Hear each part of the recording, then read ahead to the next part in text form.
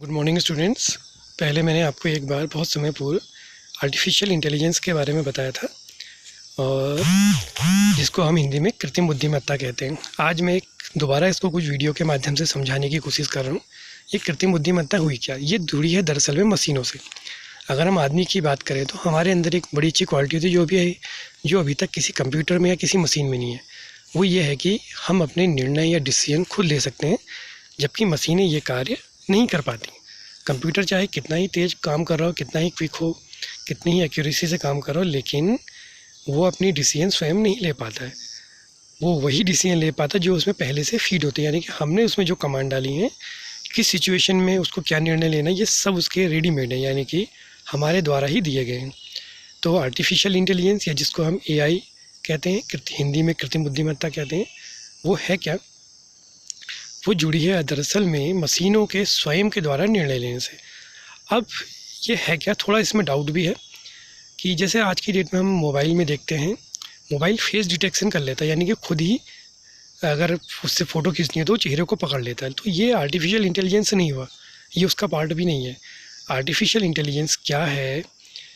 वो जैसे मानव के अंदर होती हैं कई सारे साइकोमोटर फैक्टर होते हैं, उसके अंदर इमोशन होते हैं, प्रेम होता है, घृणा होते हैं, तो वो हर सिचुएशन में अपने डिसीजन खुद लेता है। तो आर्टिफिशियल इंटेलिजेंस इस चीज़ से जुड़ी है कि एक ऐसी मशीन बने जो अपने निर्णय स्वयं ले सके। अभी तक क्या है, चाहे कंप्यूटर कितना ही तेज़ है, कितना ही कुछ है, वो आदमी की बुद्धिमत्ता के बराबर नहीं है। आदमी की बुद्धिमत्ता सीमित है, लेकिन कंप्यूटर की बुद्धिमत्ता सीमित है।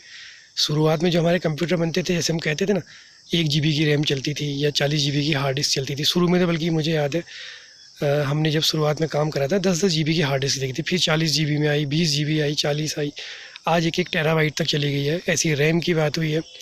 तो ये क्या हो रहा है? ये सब बढ़ाई जा रही है, लेकिन आदमी की बुद्धिमत्ता आज तक नहीं चली है। जैसे हम सिंपल रूप से समझें, आज तक जो जितने भी हमारे मोबाइल, जितने भी हमारे कैमरा बने, उनमें से सबसे बड़ा कैमरा अभी हाल ही में बना था, वो बना था कैनन का। उसमें 50 मेगापिक्सल का कैमरा है। और आपको शायद जान के ताज्जुब होगा, सबसे बड़ा मेगापिक्सल अभी भी आदमी की आंख का है। उसके आसपास भी कोई कैमरा नहीं बन पाया। शायद आदमी की आंख का मेगापिक्सल 746 होता है। तो आप सोच लीजिए, अभी तो हम बहुत पीछे हैं टेक्नोलॉजी में। तो यही आर्टिफिशियल इंटेलिजेंस है, वो कह रही है कि ऐसी मशीन बने जो अपने सारे के सारे डिसीजन स्वयं ले सके। अब जैसे मान लीजिए कि आपका कंप्यूटर थोड़ी देर के लिए किसी सिचुएशन में फंस गया, तो क्या होता है, वो हैंग हो गया या मोबाइल हैंग हो गया, काम नहीं करता है, तो भैया हमें किसी के पास जाना पड़ता है या उसका सॉफ्टवेयर को अपडेट करना पड़ता है। अब हम सोचिए कि अगर ऐसा आपके पास मोबाइल हो जो, या कोई ऐसी टेक्निकल मशीन हो जो कभी किसी सिचुएशन में हैंग हो जाए या फंस जाए, और उसके बाद वो स्वयं निर्णय लेके उस प्रक्रिया को ठीक कर दे, यानी कि उसके अंदर खुद की बुद्धिमत्ता हो जाए, है नहीं?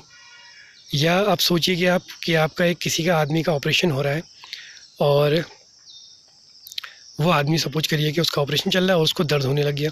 तो अब सामान्यतः अगर मशीन की बात करें तो मशीन क्या करेगी? उसको कोई मतलब ही नहीं है, वो ह्यूमन के पेन को पहचान ही नहीं पाएगी। लेकिन आर्टिफिशियल इंटेलिजेंस के थ्रू जिस मशीन में ये क्वालिटी डेवलप होगी, वो आदमी के इमोशन को देखते हुए उस काम को आगे करेगी, यानी कि वो उस सिचुएशन में कि कब वो खुश है, कब वो दुखी है, कब उसके अंदर क्या है, वो सारी डिसीजन स्वयं लेगी।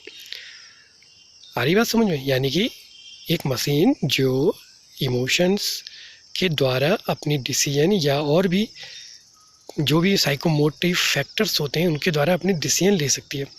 अब इसके फ़ायदे भी बहुत है। फ़ायदे आप समझिए कि अगर ऐसी मशीन बन गई तो शायद आदमी का कई सारा काम तो बहुत ईजीली हो जाएगा। फैक्ट्रीज़ का काम, मेडिकल साइंस में तो बहुत ज़्यादा तरक्की हो जाएगी। इसके अलावा इंजीनियरिंग में है, कई और फैक्टर हैं।